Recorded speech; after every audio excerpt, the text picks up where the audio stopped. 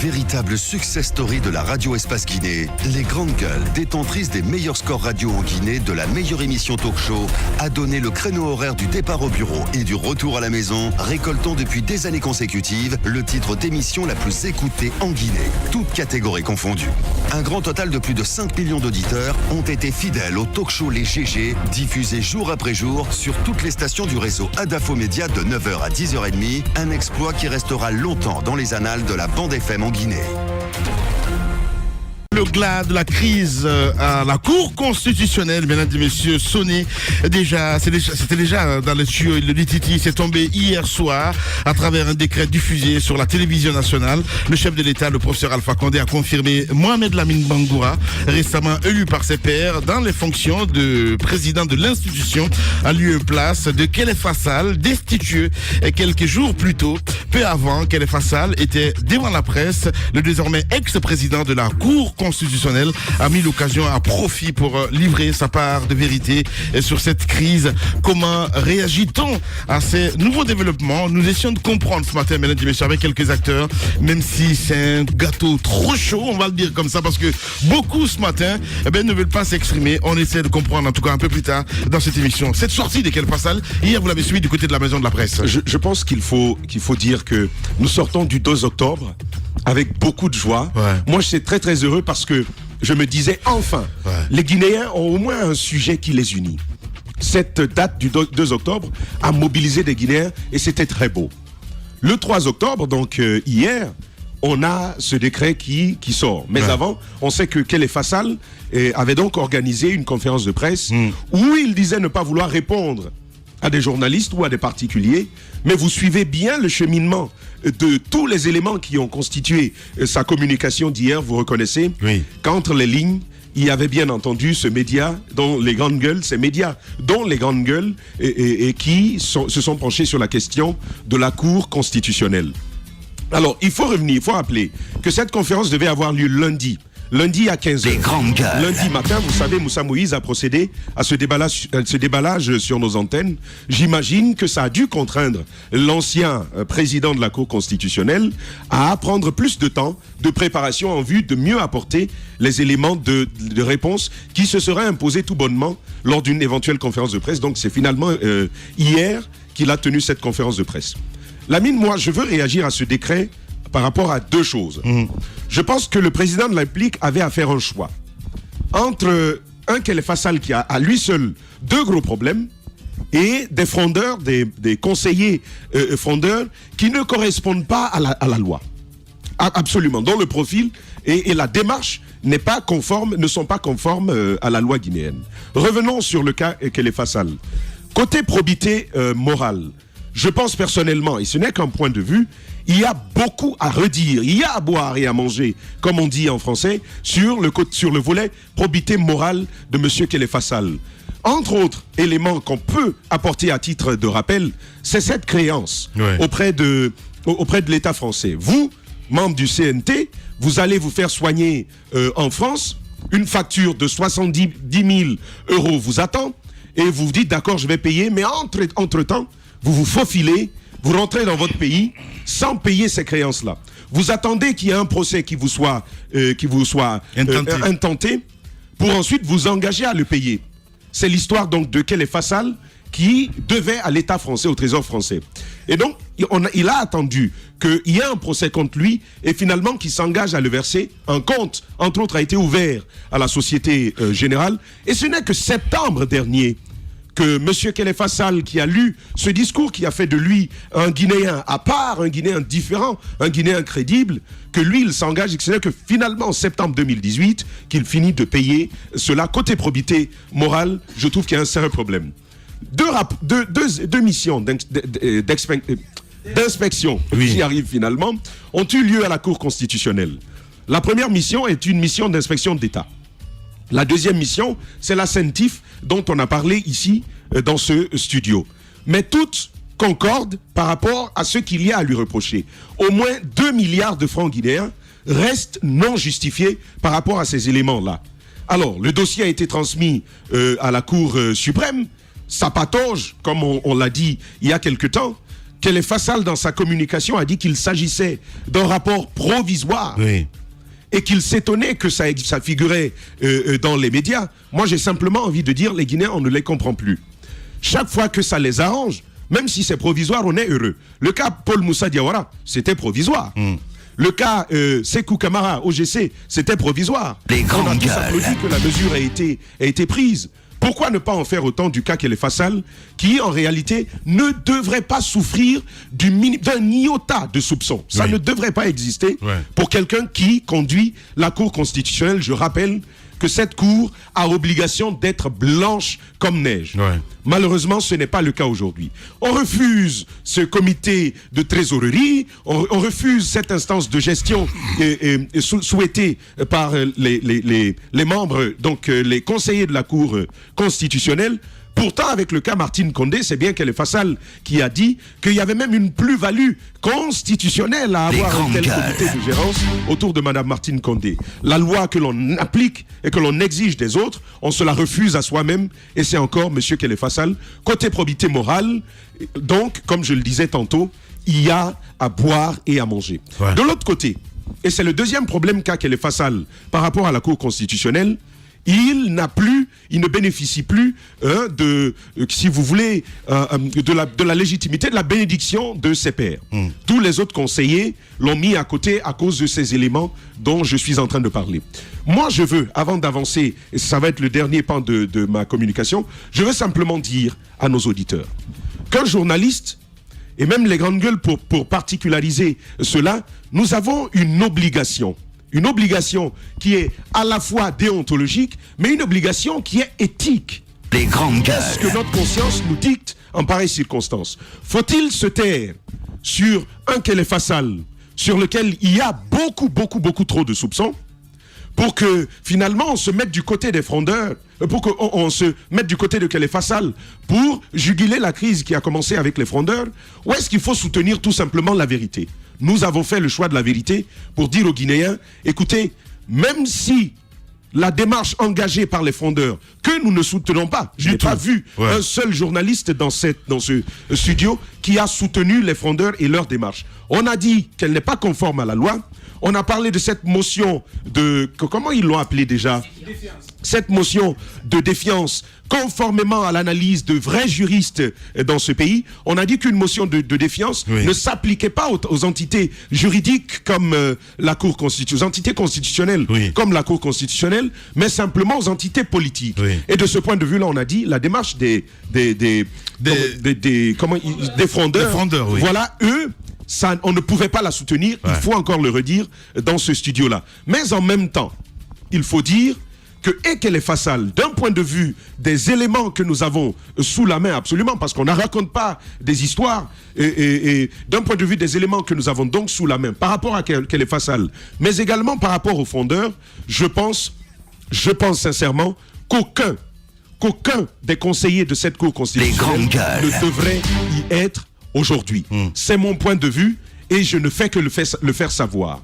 Kélé Fassal, il a joué avec la loi, avec le texte. De toute façon, c'est qui est sûr et certain, la suspicion a gagné à cette Cour. Il faut le rappeler, Tamba. Il n'y aura jamais de confiance. De crédibilité. Il y en aura. Je pense que c'est important. Et tu fais bien de dire. Et donc je pense, certes, le président de la République a choisi de suivre la voie des conseillers et frondeurs, mais je pense qu'il faudrait aller plus loin pour re-questionner la crédibilité de chacun de ces conseillers à la Cour constitutionnelle. Et ce n'est que mon avis, l'ami. Allez-y, mon cher Jacques Lewa.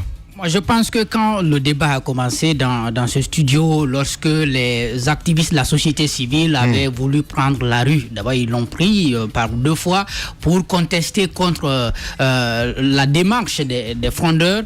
Quelques journalistes avaient voulu, et je pense que nous étions d'accord là-dessus, que le problème soit réglé au point de vue de la loi.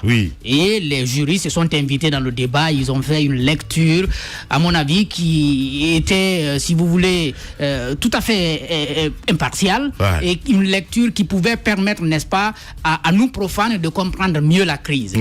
Mais finalement, je crois, la crise a été résolu du point de vue politique, pas du point de vue de la loi. Ouais. Parce que le président de la République qui a tenu un discours que tout le monde a salué à la veille du 2 octobre avait insisté sur le respect de la loi. Nous avions dit ici, on va essayer de confronter ce discours-là aux réalités. Oui. Et Déjà, il a quand même reçu aussi... déjà le lendemain, le 2 octobre, Ouais. le décret n'était pas encore pris. Ouais. Mohamed Lamine Bangoura a été reçu à la place de Khalifa Sall, donc au stade du 28 septembre. Ouais. Mais bien Il a avant occupé la place ça, de le président avait reçu d'autres présidents d'institutions, une manière de discuter, Oui. parler avec, je ne veux pas dire de consultation, mais c'est tout comme. Hein. Voilà. Les grandes gueules. Ce qui est sûr, et d'après certaines indiscrétions, je crois qu'il y a un bon moment que Mohamed Lamine Bangoura est devenu l'interlocuteur du président de la République au sein de cette institution. Avant même que nous ne soyons finalement à cette crise, parce qu'il était déjà président par intérim lorsque la crise a commencé. Mais avant d'en arriver là, ça fait longtemps qu'il était devenu l'interlocuteur du président de la République. Oui. Je crois qu'il discutait déjà avec lui.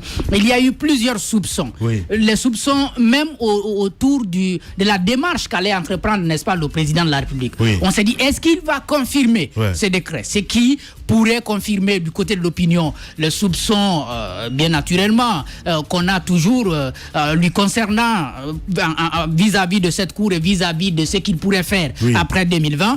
Mais s'il ne prenait pas encore ce décret, peut-être que la cour effectivement allait rester sans pouvoir fonctionner normalement. Oui. Aujourd'hui, en prenant ces décrets finalement, ce qu'on craignait, disons on a deux risques, doublement.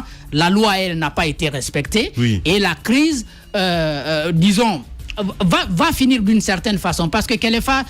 Et c'est là que je veux en venir. Je me demande comment il pourra même continuer à être conseiller à la Cour constitutionnelle. Justement. Ça, c'est un autre problème. Question, parce que finalement, il y a cette question de probité. Il y a cette sortie aussi médiatique, entre autres. Et il y a le fait que, il y a le fait que ça, c'est mon constat personnel. L'association qu'il a mandatée ne semble pas le soutenir véritablement dans ce qu'il a fait ou dans ce qu'on lui reproche. Donc, ce qui veut dire, il n'est pas exclu que dans les prochains mois, dans les prochaines années, qu'il y ait, prochains mois, je vais m'en tenir là, qu'il y ait une décision du côté de l'association des magistrats pour finalement le remplacer, ou lui-même qu'il prenne la décision, ne se sentant plus à l'aise au sein de l'institution, qu'il parte, n'est-ce pas, de cette institution. Mais est-ce que ça va résoudre le problème? Je ne pense pas, parce que la Cour n'a plus de crédibilité vis-à-vis de l'opinion, mais je pense que ce n'est plus ce qui intéresse les politiques, parce que le problème a été réglé du côté des politiques, du point de vue de la politique. Ça devient une institution politique, donc elle va fonctionner politiquement. Bien. Allez, est-ce qu'on peut dire qu'on l'a amené à la guillotine, Mahfoudi Bangoura? Khalifa Sall? Et de toute façon, il s'y attendait. Il fallait juste. Non. Tamba, tu as fait une réflexion. Vas-y, Mahfoudia. Tu as dit tout à l'heure dans tes analyses que Khalifa Sall et les frondeurs, personne n'a sa place au sein de cette institution aujourd'hui. Oui. Mais moi, il faut retenir que c'est lorsque ces frondeurs-là ont décidé de mettre sur la place publique le dysfonctionnement qu'il y a à l'intérieur de la Constitution, que les Guinéens se sont intéressés à ce qui se passe à cette crise. Parce que jusque-là, l'élection n'avait pas de problème. Et c'est pourquoi moi je dis que jusqu'à preuve du contraire, Khalifa Sall a sa place. Parce que ce que nous avons... C'est vrai, on est revenu longuement là-dessus. Il y a eu...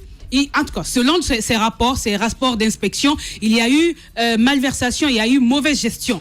Mais ce qui nous a plus interpellés, si on veut, c'est la procédure. Et je pense que quand on parle de la... Attends. Ce n'est pas vrai. Ce n'est pas vrai. Bien avant cette crise, dans ce studio, on a parlé du défaut d'âge de ces conseillers. Aujourd'hui, du moment où vous n'avez pas l'âge, même si vous êtes blanc, que l'opinion se lève et qu'on en arrive je trouve que vous n'êtes plus digne d'être à la Cour constitutionnelle. Pourtant, l'opinion a laissé les choses couler. C'est l'opinion, mais nous, on a fait notre travail. Non, je ne parle pas de nous, justement, dans le studio. Je te parle de nous sommes de l'opinion aussi. D'accord, alors considère-toi dans l'opinion et puis ça va, tu me laisses parler.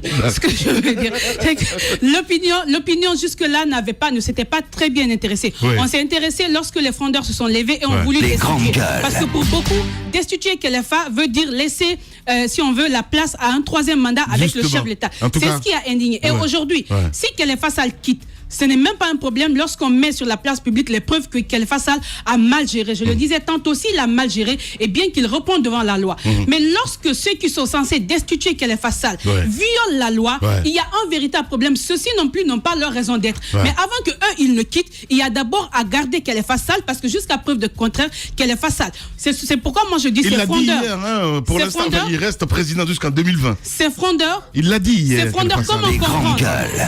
Comment comprendre Comment comprendre que c'est frondeur malgré la sortie. Tamba, s'il te plaît, tu arrêtes ça. Non, mais arrête. Il y a des détails importants. Non, mais sinon tu parles, tu arrêtes ça. Arrête. Allez-y, parce qu'à la limite, ça perturbe. Allez-y. Ce que je veux dire, c'est que ces frondeurs, ils avaient le choix. Par exemple, de revenir sur cette décision en adoptant une conduite normale. On disait qu'il y avait vice de procédure. Ils avaient le choix de revenir complètement sur leur décision et suivre la ligne qu'il fallait pour destituer Khalifa Sall. Parce que si les choses avaient été faites normalement, on n'aurait pas remis en cause leur action. Mais leur action a été remise en cause parce qu'effectivement, ils n'ont pas respecté la règle en la matière. Aujourd'hui, c'est fait. Le président de la République, lorsque Khalifa Sall a parlé hier, il y a un pan de son discours qui m'a intéressé. Il dit qu'il ne comprend pas aujourd'hui le silence des personnes censées veiller sur l'application, sur le bon fonctionnement de la République et de nos institutions. Il ne comprend pas leur silence. C'est pourquoi il va même jusqu'à prendre en compte, si on veut, ces propos tenus par certains frondeurs, comme quoi ils bénéficient d'un soutien de taille. Donc, peut-être que certainement ils ont raison. Il y a eu un soutien de taille, c'est pourquoi il y a tout ceci. L'acte que vient de poser le président de la République, moi, lorsqu'on aura un juriste tout à l'heure, je voudrais lui demander, est-ce que c'est possible que le président de la République pose un autre acte, par exemple, dissoudre, malgré la confirmation, parce qu'effectivement, la manière dont les choses se présentent comme ça, on ne peut pas compter sur cette Cour constitutionnelle. À l'approche des élections, là, cette Cour constitutionnelle ne peut rien faire pour que les Guinéens se reconnaissent lorsqu'il y aura les élections. Cette opposition ne se reconnaîtra pas, la société civile ne se reconnaîtra pas. Donc forcément, on tend vers une crise. Donc j'espère que du côté de l'opposition et des forces sociales, on essaiera de régler le problème maintenant, parce qu'après, il ne faut pas venir dire qu'on ne reconnaît pas cette Cour constitutionnelle, qu'on aura quand même laissé valider certaines décisions. Bien. Allez-y, Abakar. Non, moi je pense que quoi qu'il arrive, aujourd'hui, vous avez un Khalifa Sall, je pense, dont l'image a pris un coup, ça il faut le reconnaître. Donc c'est un homme diminué qui est face à son propre sort, mais aussi face à l'histoire. Et c'est à lui de savoir désormais quelle attitude tenir face à l'acte pris par le chef de l'État.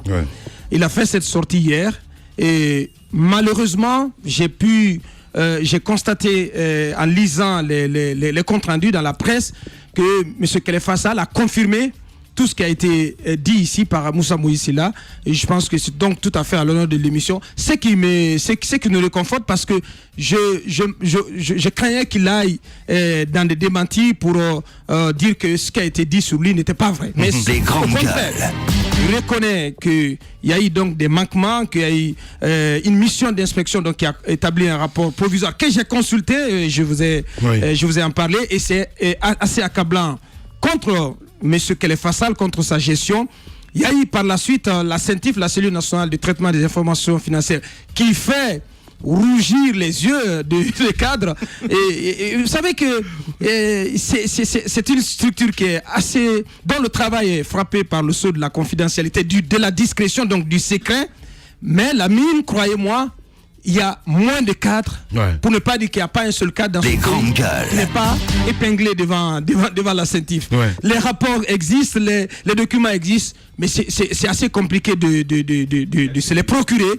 Mais c'est réel, beaucoup de cadres, de hauts commis, de ministres ont leur situation devant le procureur de la République. Mais ceux qui connaissent un rayon du fonctionnement des CENTIF savent de quoi nous parlons. Des ministres passés et des ministres actuels en fonction, donc, ont leur situation devant la CENTIF.